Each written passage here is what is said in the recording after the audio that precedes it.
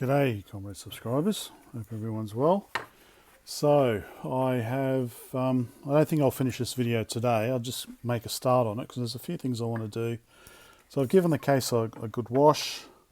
It's okay, it's not the best case. Still some little white flecks on it like paint or something like that, so I'm thinking I might just respray it, give it a couple of coats of black. There is something written there, something washing. Not sure. Is that going to make it easier to see? I don't know. Anyway, so because there's nothing else on it, so I'll just respray it black. Now for the interface 1 at the moment, there's a pair of screws that go from the bottom of the case that this kind of sits on, positions it, so that's quite nice there. I think these bits of plastic here kind of sat through that, or something like that. Anyway, so what I'm thinking of, then there's Speccy goes in like that, so these holes line up there. So I'm thinking of putting longer screws through so everything's attached and doesn't move, and then also drilling 2 new holes at the front here to hold the Speccy in place there as well. Yeah, so what else will I have to do? So probably tonight I will, so this is the cassette cables. So socket that went onto the case, and then these plugged into the Speccy. So I will replace those with nice cables. New reset cable I will do. So I'll probably do it so that you can detach it from the board, so that if you do want to take that out, you can take the case off. The button comes with it and just detaches from the board. I'm not sure, so this was the video output. I'm not sure if I'll bother with that because, so I'm planning to replace this with a MiniDIN. And the idea is that I'll install a DIN socket on the back, so it'll be MiniDIN to a DIN socket perhaps, to get RGB out. And what else? Okay, so that hole there lines up to where the Speccy's power input socket is, so that's what that big hole there is for. But they were using that transformer there, so the transformer rectifier generated 9 volts, which went to the keyboard, which is now looking much better as well. So went to the keyboard, into there, and then this plugged into the Speccy. So I'll probably keep that, and maybe just have a 9 volt in directly.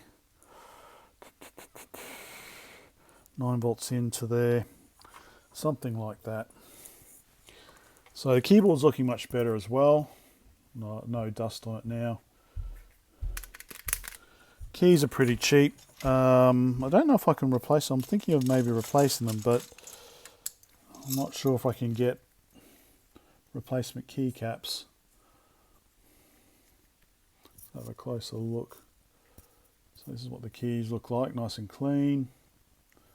So I don't know if I can get replacement keycaps with that larger connector. Anyway, so that's the plan. Oh, I need to give this a clean. So I don't know. So notice there is a notch there. I don't know if that was deliberate or whether that's some damage that's occurred.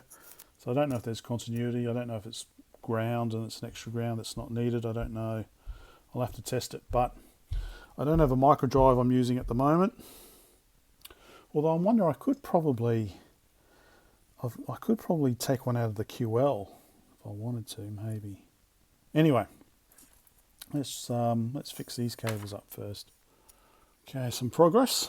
So I've resprayed the case. I've given it 3 coats of gloss black.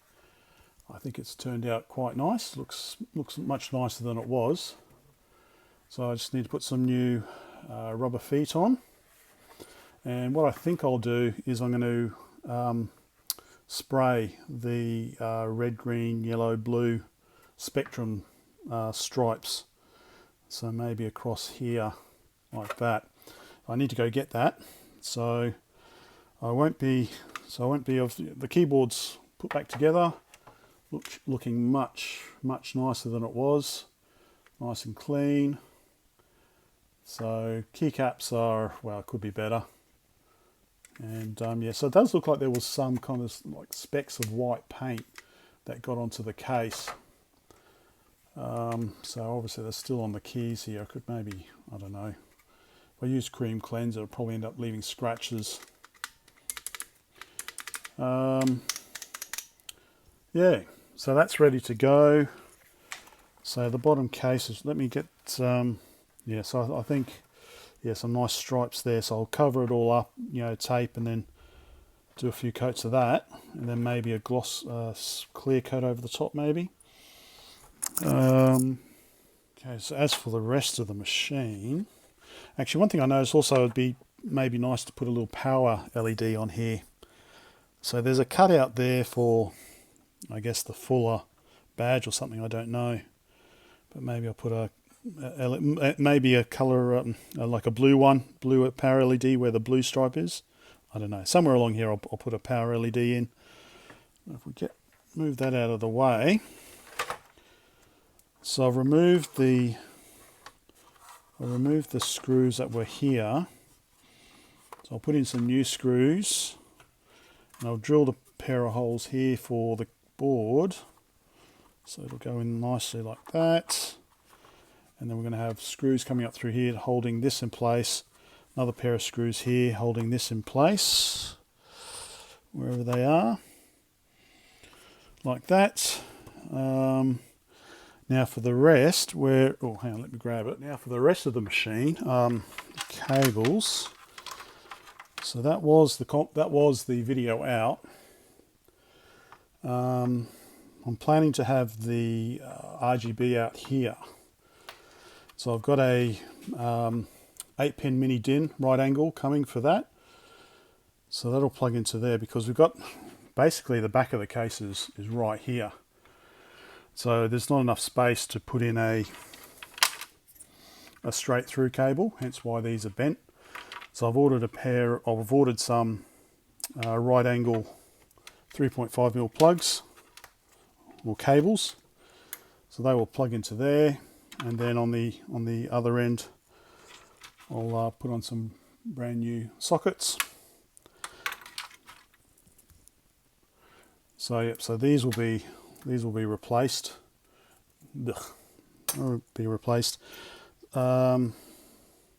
Reset switch, I'll probably maybe put in, I don't know, might put in a new one. And then I'll have it so you can disconnect it, so that'll be done. Yeah, so I'm not sure what I'm going to do about the composite output. I might still include it because it goes there. Otherwise, yeah, I'm going to have a DIN socket there. So I think that's about it. So probably be a couple of weeks before all this is done. And then should look like quite a nice little spectrum. Okay, until then. Before I forget, yeah, power supply. So this is the one that came in the machine. So it's an AC power supply. It looks like maybe from a plug pack. Looks like maybe it's from a plug pack. So that's given me the idea. As you can see, it's a bit broken. So we've got a crack there. So it's been resoldered, and obviously this here is missing. So they've run a cable round to that side there. And then we've gone off 9 volts to the keyboard, and then from the keyboard to the Speccy. So I'm just wondering, that's the space we've got for it there. How did they have it? So they just kind of had it, well, it wasn't actually attached really, I think. Oh, okay, that's why they've cut out. They cut out these two sections there, so you can sit on those or sit around those. But other than that, I don't think.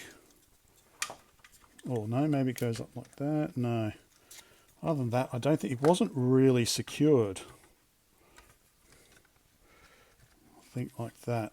That's how it was. So it wasn't really, well, apart from this bit of double-sided tape there, that was probably hard against the plastic lid. So either I'll just convert it just to DC again, 9 volts DC in, or I might see if I've got a smallish plug pack. So, because once you replace the ULA, what did I say? It was 550? Was it 550 milliamps? This was drawing, or was that something else? Because if it's under an amp, then you can get a 9 volt 1 amp and stick it in there. So yeah, that'll be something to think about. But yes, plans are in motion. Bye for now.